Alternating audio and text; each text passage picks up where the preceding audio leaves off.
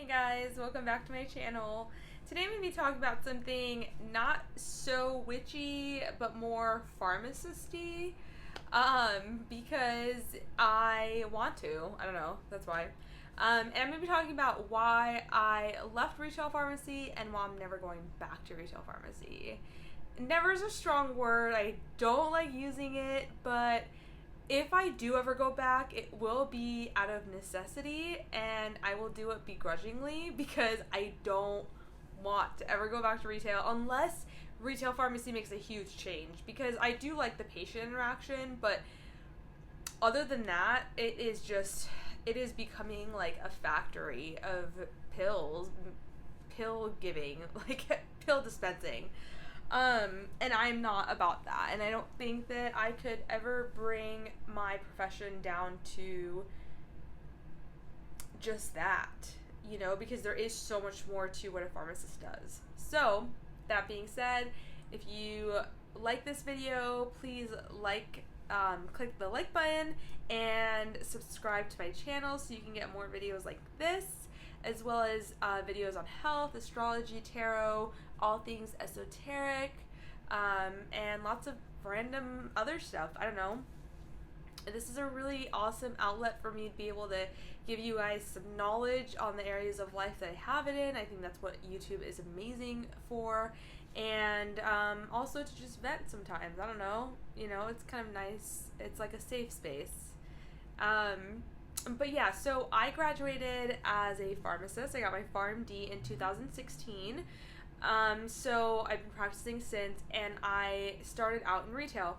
Now, I did have the chance to do a residency. I decided last minute that I want to apply for a residency, and because it is a lot of money and it's a lot of work, and I just wasn't really planning on doing one. I kind of had other goals in mind. I always thought that I would become a pharmacist, and within 5-10 years I would have other businesses on the side and become a part-time pharmacist, which would definitely be a lot easier than a full-time pharmacist because it's a lot of stress.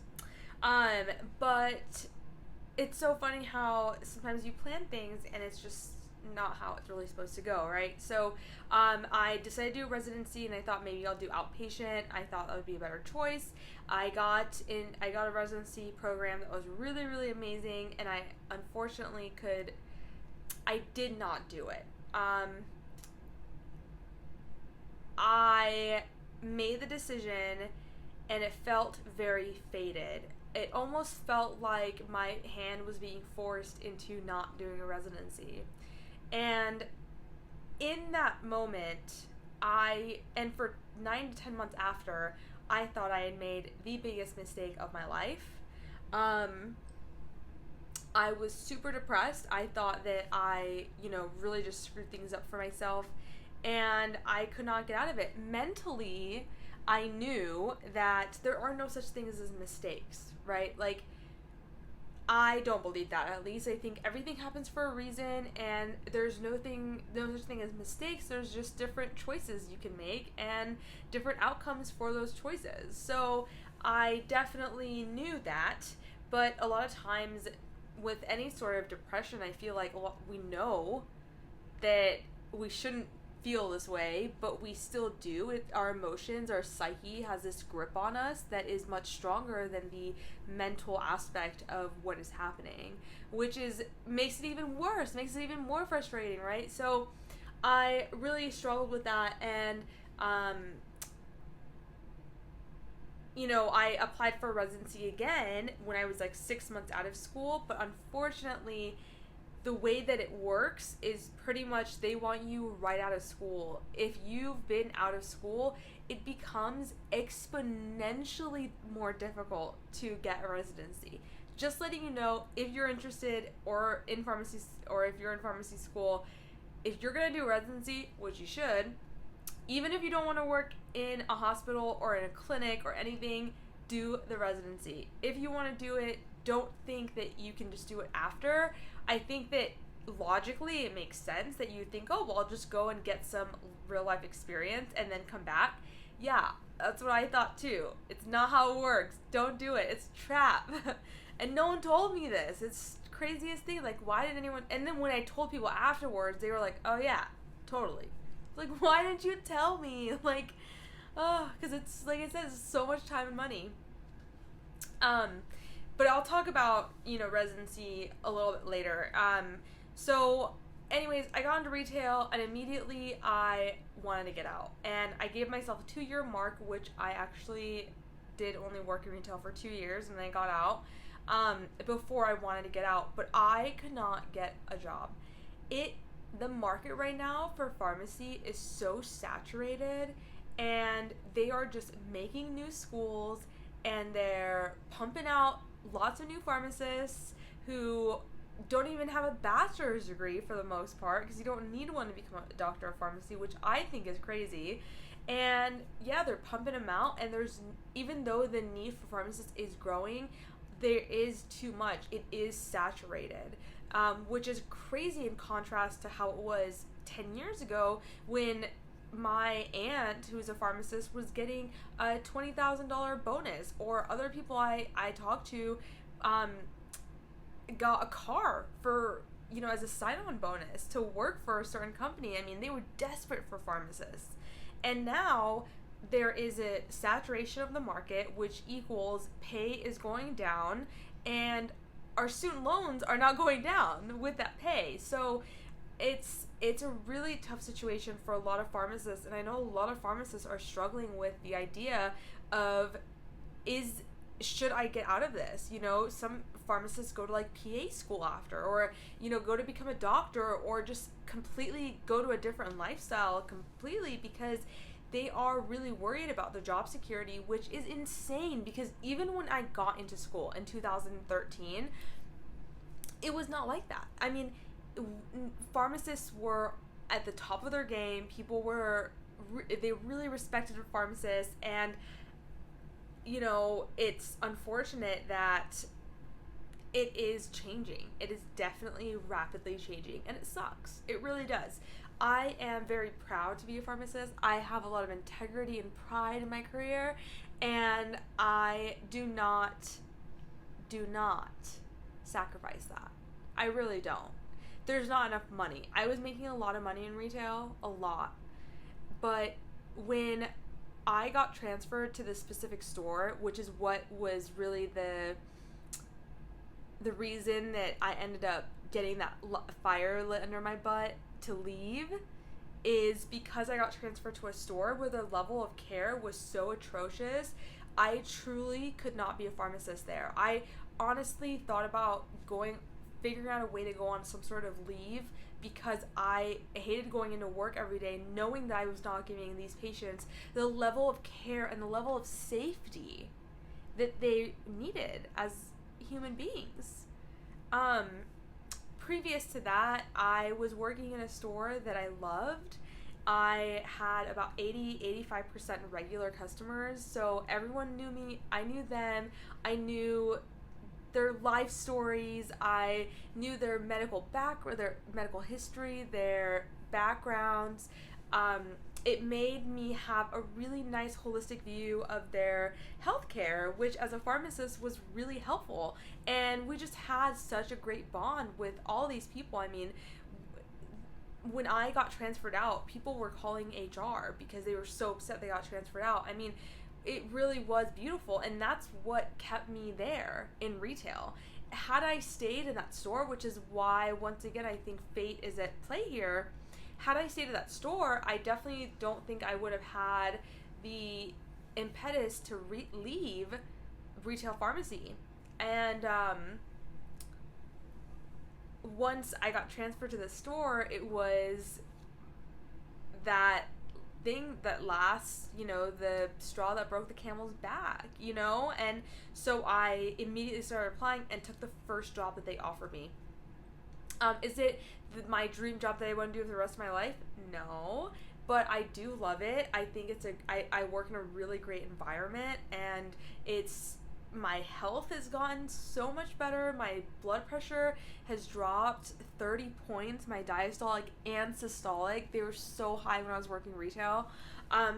It's such a high stress environment, and the amount of work is going up and they're giving us less help, and so it's becoming increasingly difficult to give time and attention to each customer, and it literally becomes a pill dispensing factory, and that's not what I want. That is the last thing that I want.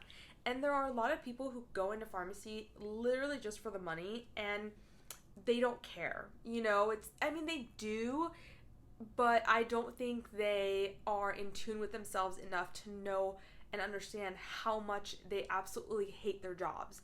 Most pharmacists who work in retail, I would say 95% that you speak to, hate their job. They're miserable. And that's so sad. You think someone who's making a nice 6-figure salary, which in this day and age, honestly, isn't even that much.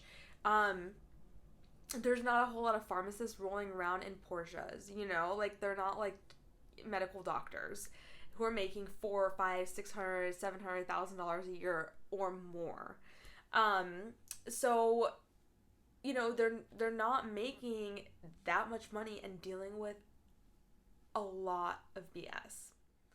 So if you work in retail pharmacy, please don't take this as a personal attack. I don't think you will, because I think that most of you guys agree with me. And I was in retail and I could not get out. I had connections with people who worked in hospitals, and I could not get a job. Even other retail jobs, because I just wanted to get out of this certain company really badly, and I was willing to take a different job right now that I knew would be better. Anything would be better. But no one would hire me. Jobs that I was highly qualified for, I could not get hired. And that is a really defeating feeling. My entire life, I had always had lofty goals and I'd always reached them because I worked really hard to get to where I am. And I pretty much also had some luck involved, I would apply to anything, I would get it. Any position, I would win. I would win or get it or work hard enough, do the appropriate things. And working as a pharmacist definitely made me more humble, because for the first time in my life, I failed so much. I failed so much as a pharmacist. Starting with losing that residency, that was just the beginning of failure after failure, rejection, failure, rejection. And it was very, very difficult for me, for my pride. And I started having a lot of issues, and it is crazy to me. Now, rejection is still hurtful to me. I'm still very, very sensitive. And the way that they reject you by just completely ignoring your existence, that's the part that really upsets me, because once again, it's that humanity that I think is lost in this field of healthcare, which is insane to me, because this should be such a humane place to work, right? We're dealing with people's health, and it's unfortunately just very, very objective, and everything is objectified. Everyone is objectified, and it gets really tough. And I'm not sitting here in a place of defeat. I think that there are pharmacists out there and there are healthcare providers out there who are doing a lot to uphold the integrity of their profession. But as a whole, I do think that it is being watered down, and more I hear about pharmacists just being pill dispensers, they just count pills, and that's so far from the truth. We have so much responsibility. We have so much knowledge that could be helpful to patients and healthcare providers alike, and I just don't ever want to see my profession that I have so much pride in. Everything I do, I put so much pride into. That's just who I am, not unfortunately, but it is unfortunate sometimes, because it does hurt me more so than other people who just don't really care, they just go to work, they make $1, come home, and whatever. But I do have a lot of pride in my job, and in anything that I love. So I'm not defeated. I don't feel defeated, but I definitely do think that we are going downhill at the moment instead of uphill towards the top of the mountain. I do think we are having some of the trends that pharmacy is having right now, and healthcare in general, are probably not the best. And I'm hoping that we will make a change before it hits rock bottom. I do think that everything is cyclical, and a lot of things are self-limiting, and I hope that this is one of those cases. If you're a pharmacist out there, please join me in, trying to better our profession every single day. With every interaction with every patient, it really does make a difference.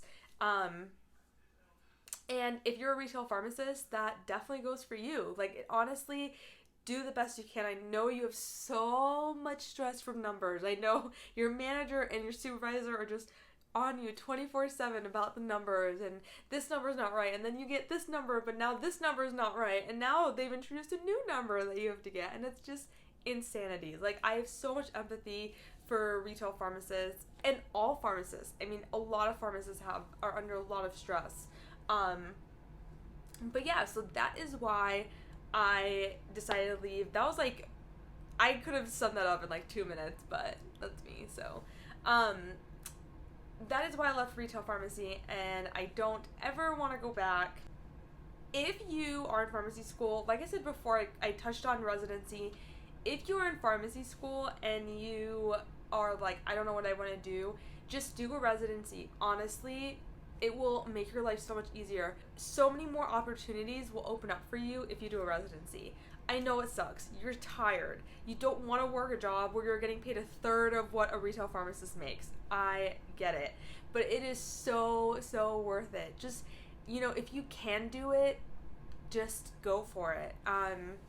I really think that it's going to become a standard that you're going to have to do when you graduate pharmacy school. I don't think it's going to be this one-off thing that like it used to be. I think it's going to become a standard that you really have to meet. I hope you guys liked this video and found it helpful. If you have any other questions about pharmacy, please let me know in the comments below or connect with me on Instagram, and we can talk about them, or maybe I can make a new video addressing them.